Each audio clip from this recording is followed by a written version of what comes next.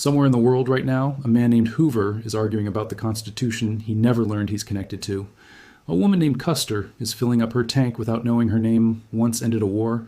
And a teenager named Stoltzfus is milking a cow at 5 in the morning, living the exact same life his ancestors lived 300 years ago on the exact same soil. None of them know what their last name has been quietly carrying across the centuries. And if you're watching this, there's a real chance yours has been carrying it too. In the fall of 1683, a ship called the Concord came up the Delaware River and stopped at a half-built port town called Philadelphia. 13 families walked off that ship. They were weavers and linen merchants from a small city called Krefeld on the Lower Rhine, and they were tired. Tired of watching their religion get treated as a crime. Tired of paying taxes to princes who fought wars they never asked for. Tired of borders that moved every few years and dragged their safety with them. Leading them down the gangplank was a 32-year-old lawyer named Francis Daniel Pastorius, a man who had studied at some of the finest universities in Europe and could have built a comfortable life anywhere. He chose a patch of Pennsylvania forest instead. Within weeks, that patch of forest had a name: Germantown. It was the first organized German settlement in the English colonies of North America, and almost nobody who watched those 13 families step onto the dock could have guessed what would come from it. What came from it over the following century was one of the largest waves of voluntary migration in early American history. Roughly 100,000 German-speaking people crossed the Atlantic to Pennsylvania between the 1680s and the American Revolution, coming from the Palatinate, from Württemberg, from Hesse, from the Swiss cantons, from Alsace. Many of them were not wealthy. Close to half arrived as redemptioners, which meant they had signed away 4 to 7 years of their own labor just to pay for the ship ticket that got them here. They came speaking dialects the English colonists could barely understand. They worshipped in Lutheran, Reformed Mennonite, Amish, and Moravian congregations that had nothing to do with the Church of England, and by the middle of the 18th century they made up roughly a third of the entire population of Pennsylvania. English colonists, not always kindly, started calling them Pennsylvania Dutch, a mangling of the word Deutsch that stuck for 300 years. The journey itself was brutal enough to filter out anyone without real resolve. A typical crossing from Rotterdam to Philadelphia took anywhere from 2 to 3 months, longer if storms or bad winds got in the way, and passengers were packed below deck in conditions that modern accounts compare to livestock transport. Disease spread easily in those holds, food and fresh water ran short on the longer voyages, and it wasn't unusual for a ship to lose a meaningful percentage of its passengers before it ever reached the Delaware River. Families who couldn't pay the full fare signed indenture contracts on arrival, selling years of unpaid labor to whichever colonist would cover the difference, sometimes splitting husbands, wives, and children among different buyers in the process. And still they kept coming, ship after ship, decade after decade, because whatever waited on the other side of that ocean was still better than what they were leaving behind. Here's the thing almost nobody realizes about that migration. It didn't fade into the American melting pot and disappear. It became one of the deepest root systems in the entire country. Today, when the U.S. Census Bureau asks Americans to name their ancestry, German ancestry is reported by more people than any other group in the nation. Somewhere around 45 million people claim it, more than claim Irish, more than claim English, more than claim any single European origin at all. It is, quietly, the biggest bloodline in America, and almost none of it traces back to famous pilgrims or a specific war. It traces back to farmers who wanted to be left alone. To understand how far that bloodline actually reached, you have to follow individual names. Not as trivia, but as a kind of time-lapse, watching a single family go from a leaking ship in the 1680s to the White House, to a chocolate empire, to a battlefield in Wyoming, to the deck of a spacecraft's launch schedule in Washington. 15 names carry almost the entire story between them. Watch how many of them cross paths with each other before the end. Start with Pastorius himself, because everything else in this story runs downstream from what he did in Germantown. He wasn't a farmer, and he never claimed to be one. He was the community's scribe, schoolteacher, and de facto mayor, a man who kept obsessively detailed records of who owned what and who owed what, decades before that kind of civic bookkeeping was common in the colonies. But his real legacy has almost nothing to do with land deeds.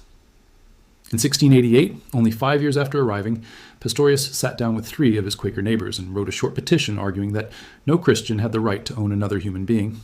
It is now recognized as the first formal, written, protest against slavery in what would become the United States, written not by statesmen in a grand hall, but by immigrants who had barely finished clearing their own fields. It went nowhere politically at the time. The Quaker meeting that received it tabled the question. But the document survived, and historians now point to it as the opening line of an argument that would not be settled for another 177 years. Traveling in that same early wave of Germantown settlers was a Mennonite preacher whose name would eventually be shortened from Rittenhausen to Rittenhouse. In 1690, on a creek called the Wissahicken, just outside Germantown, he built the first paper mill in the English colonies.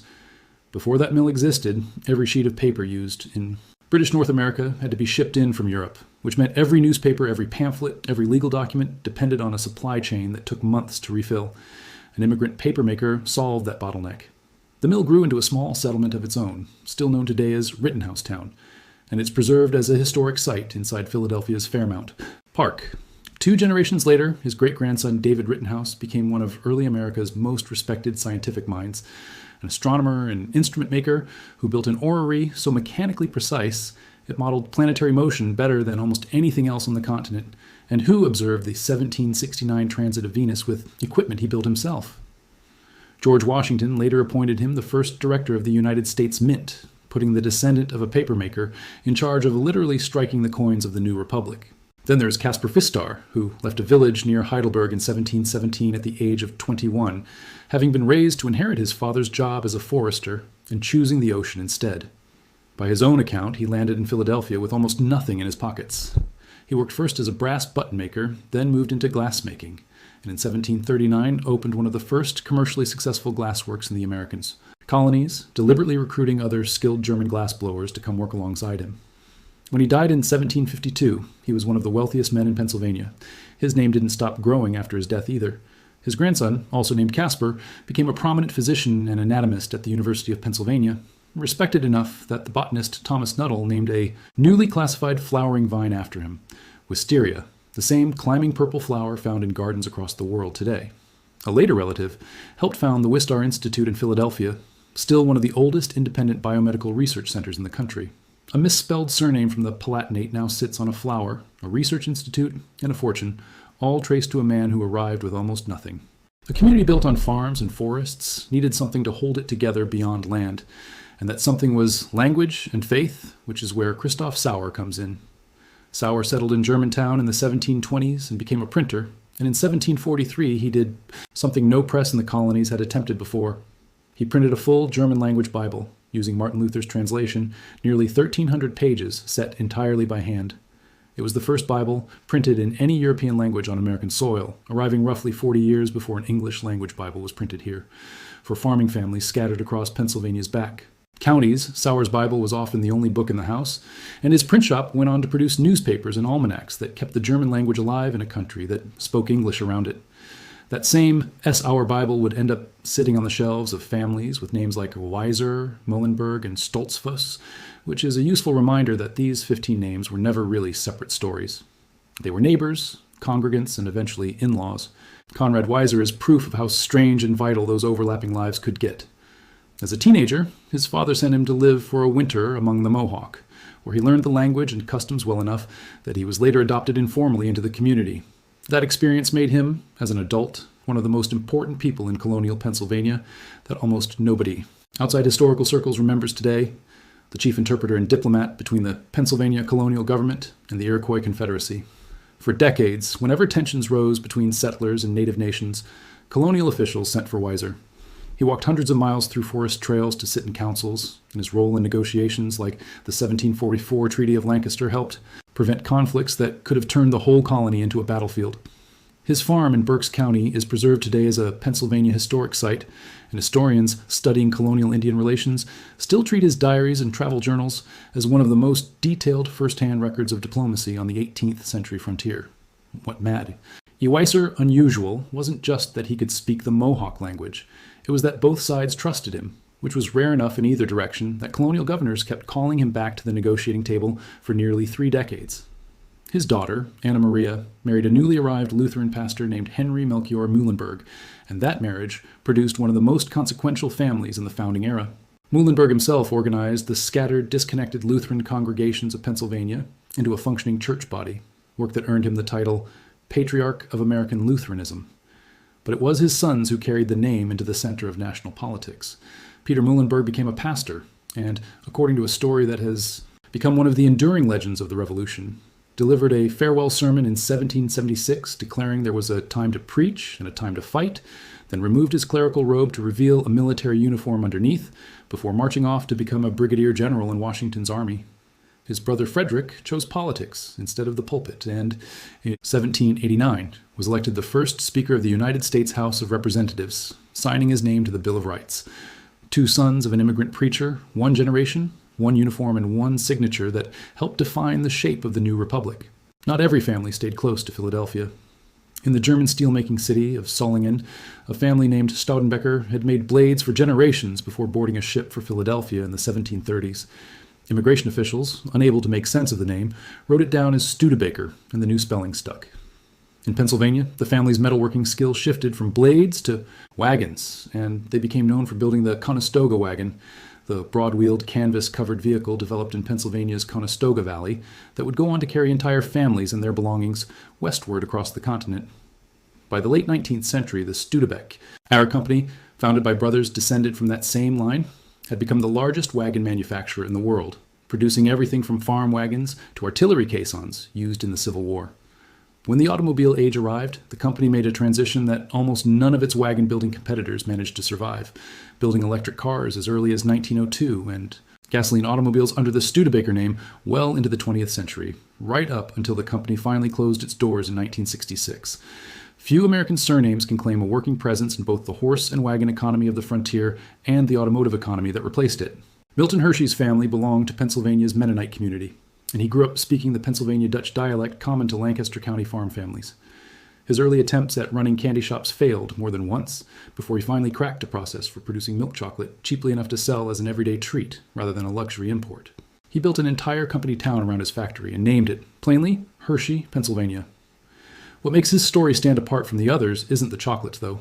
Milton and his wife Catherine had no children of their own, and instead of leaving their fortune to a bloodline, they used most of it to endow a school for orphaned and disadvantaged children, a school that still operates today and that, through a controlling trust, still owns the majority stake in the Hershey Company. A man with no descendants ended up supporting more children indirectly than almost anyone in American philanthropic history. Some of these stories end in tragedy rather than triumph. Around 1693, a family named Custer left the Rhineland during the early Palatine migrations. The name meant, roughly, church sexton, or caretaker of a church building, about as gentle a surname as you could ask for. Generations later in America, it had been anglicized to Custer, and a descendant named George Armstrong Custer became one of the youngest generals in the Union Army during the Civil War, known for aggressive cavalry tactics and long blonde hair that made him instantly recognizable. He is remembered today almost entirely for his final battle. In June 1876, at the Little Bighorn River in Montana Territory, Custer led roughly 210 men of the 7th Cavalry into an engagement against a far larger combined force of Lakota, Northern Cheyenne, and Arapaho warriors, led in part by Sitting Bull and Crazy Horse. Custer and every soldier under his direct command were killed. It remains one of the most studied and most mythologized military defeats in American history, and it stands as a sobering counterweight to the success stories elsewhere on this list. A different kind of military legacy belongs to the name Pershing, a Huguenot family named Forschin or Fersching, French Protestants who had settled in the German-speaking borderlands of Alsace, arrived in Pennsylvania in the mid-18th century, and the name was gradually reshaped into Pershing over the following decades. For generations, the family farmed quietly in central Pennsylvania and, later, Missouri. Then, in the 20th century, John J. Pershing became commander of the American Expeditionary Forces in the First World War, leading more than 1 million American troops onto European battlefields in 1917 and 1918. He was later given the rank of General of the Armies, a rank held by almost no one else in American history besides George Washington, and he, personally, mentored a generation of younger officers, including George Marshall and Dwight Eisenhower, who would go on to lead American forces in the Second World War. A family that left a German-speaking borderland to escape conflict ended up sending a descendant back across the Atlantic to help decide the outcome of the deadliest war Europe had ever fought. Then there's a name that needs almost no introduction, though its origin surprises most people. In the small Rhineland village of Rockenfeld, a family carried the name of the village itself. Johann Peter Rockefeller emigrated with his children in the early 1720s, settling first around the German communities of Pennsylvania and New Jersey before the family spread. Further, the name Rockenfeld was gradually worn down over generations into Rockefeller. For most of the 18th and early 19th centuries, the family lived as unremarkable farmers. Then, John D. Rockefeller founded Standard Oil, built it into a monopoly that controlled the overwhelming majority of American oil refining, and became, by most historical estimates, the wealthiest American in history relative to the size of the national economy at the time. Standard Oil was broken apart by antitrust action, and 1911, But several of the companies born from that breakup, including what eventually became ExxonMobil and Chevron, remain among the largest corporations on Earth. Later in life, Rockefeller gave away roughly half his fortune, funding the University of Chicago and a network of foundations that still carry his name. Adjusted for the eyes of the American economy at the time, some economic historians still rank him as the wealthiest private citizen the country has ever produced, ahead of every tech fortune built in the century since. And the family never really stopped shaping American public life after him. His descendants went on to serve as a vice president of the United States, multiple state governors and senators, a level of sustained political influence that very few American families of any ancestry have matched. Two more names lead directly into the Oval Office, and their family stories are almost mirror images of each other. In 1738, a 15-year-old named Andreas Huber, of mixed German and Swiss ancestry from the Palatinate, landed in Philadelphia essentially alone, carrying little more than his surname, Huber, meaning a farmer who holds a F. Whole unit of tenant land was gradually anglicized to Hoover. The family farmed quietly for generations, moving steadily westward with the American frontier, following the Quaker faith. A descendant, Herbert Hoover, became the 31st President of the United States and is sometimes described as the first president with predominantly German-American roots. Before politics, Hoover had already built an international reputation as a mining engineer and as the organizer of relief efforts that helped feed millions of Europeans facing starvation after the First World War. His presidency, though, coincided almost exactly with the start of the Great Depression, and history has judged him far more harshly for that timing than for the humanitarian work that came before it. The Eisenhower family's journey followed a strikingly similar arc, though it started a few years later and ended somewhere very different. In 1741, Hans Nicholas Eisenhower left the Palatinate with his sons aboard the ship Europa, arriving after a rough Atlantic crossing and eventually settling with FL, Low Palatine families in what is now Berks and Lebanon County, Pennsylvania. The surname Eisenhower translates roughly to iron cutter or iron hewer, a name tied to blacksmithing and mining work. Over generations, the family shifted from Lutheranism to the pacifist River Brethren sect, and in 1878, one branch relocated west to Dickinson County, Kansas, chasing the same economic opportunity that pulled so many American families toward the frontier in that era.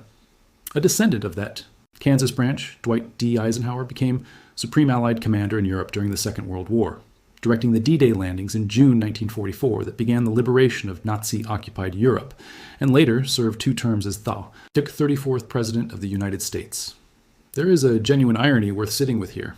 A family that carried a German name, meaning iron cutter, whose ancestors had fled the constant warfare and religious persecution of the Rhineland, produced the general who commanded the Allied campaign that ultimately defeated Germany itself. Not every branch of this story climbed toward fame or fortune, and that's arguably the most important part of it. Some branches deliberately chose the opposite path.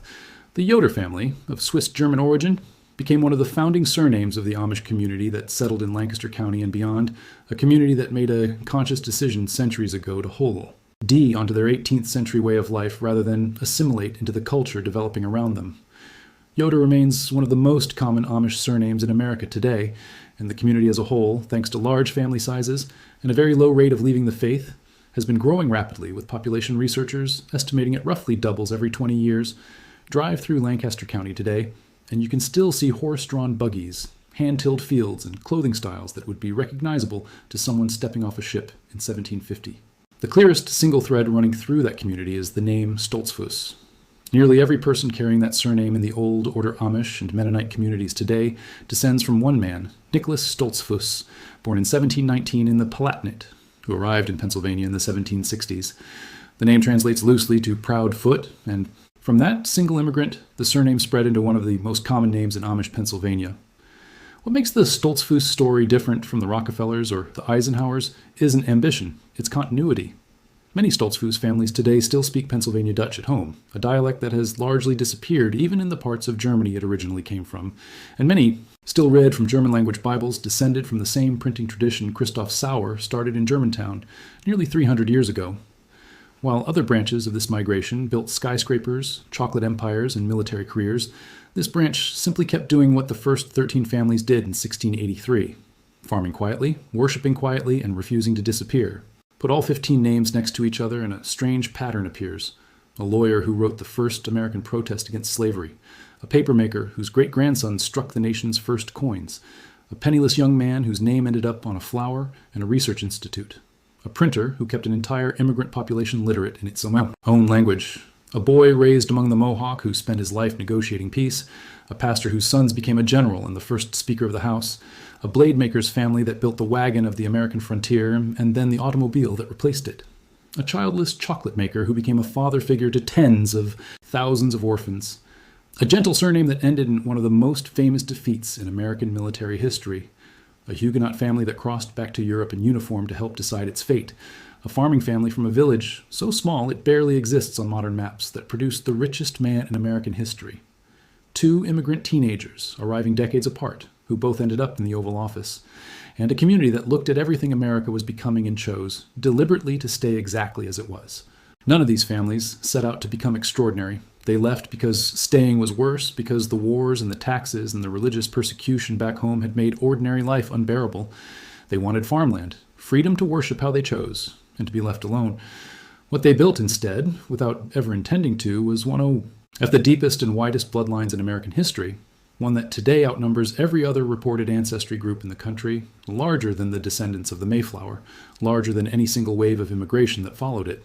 If your family has any roots in Pennsylvania, or in the Shenandoah Valley, or the Midwest towns so many Pennsylvania Germans eventually moved on to, there's a real chance one of these 15 names, or a name connected to them by marriage or migration, is sitting somewhere in your family tree right now, waiting for you to notice it. So take a moment and actually think about it. What's your family's last name? Where did it come from? And how far back can you trace it? Drop it in the comments, because the odds are better than you'd think that someone else watching this recognizes it too.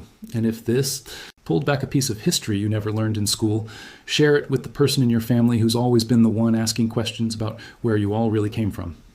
Subscribe for more of these deep dives into the names, migrations, and quiet decisions that built the country you're living in today.